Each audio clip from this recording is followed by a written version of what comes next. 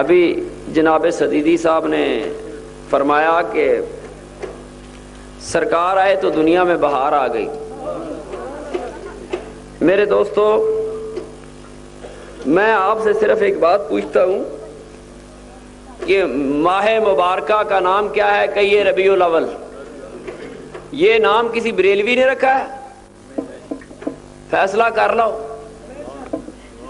یہ نام کسی بریلوی نے رکھا ہے؟ ابھی یہ شور اٹھ گیا کہ حضور 12 ربیع الاول کو نہیں بلکہ 9 ربیع الاول کو تشریف لائے تھے۔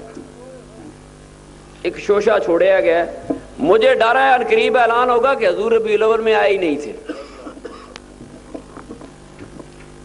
اب کچھ گستاخ جو ربیع الاول شریف منا نہیں سکتے، کبھی کہتے ہیں جی 12 کو نہیں آئے۔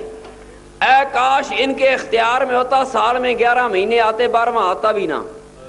لوگوں کو پتہ چل جاتا کہ سرکار دو عالم صلی اللہ علیہ وسلم سے محبت کرنے والے کون ہیں، اور سرکار دو عالم صلی اللہ علیہ وسلم کا ماہ مبارکہ، ولادت کا ماہ مبارکہ ہے تو کن کے چہروں پر سیاہیاں چھا جاتی ہیں۔ دوستو، میرے رب کا فرمان ہے کہ اپنے رب کی نعمتوں کو بیان کرتے رہو۔ سرکار دو عالم صلی اللہ علیہ وسلم اگر دنیا میں تشریف نہ لاتے شاید ہمیں رب کی کوئی نعمت بھی میسر نہ آتی۔ نعمتوں کا بیان بعد میں ہوگا، سرکار کا بیان پہلے۔ سرکار تمام نعمتوں کی آمد کا اور عطا کا ذریعہ ہے۔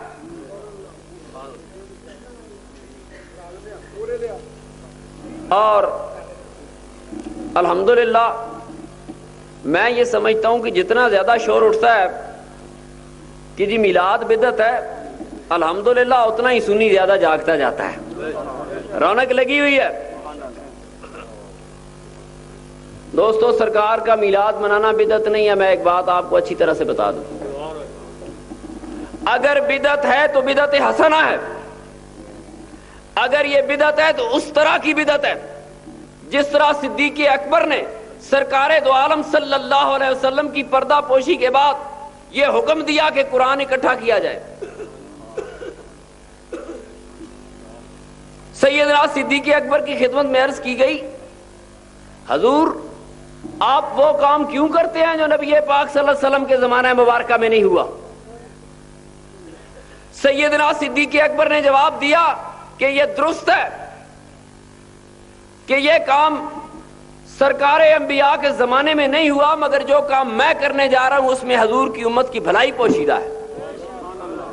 معلوم یہ ہوا کہ جو کام سرکار دو عالم کے زمانہ میں نہیں بھی ہوا، اگر وہ کام حضور کی امت کی بھلائی کے لیے ہے تو یہ وہ یقیناً صدیق اکبر رضی اللہ تعالیٰ عنہ کی سنت ہے۔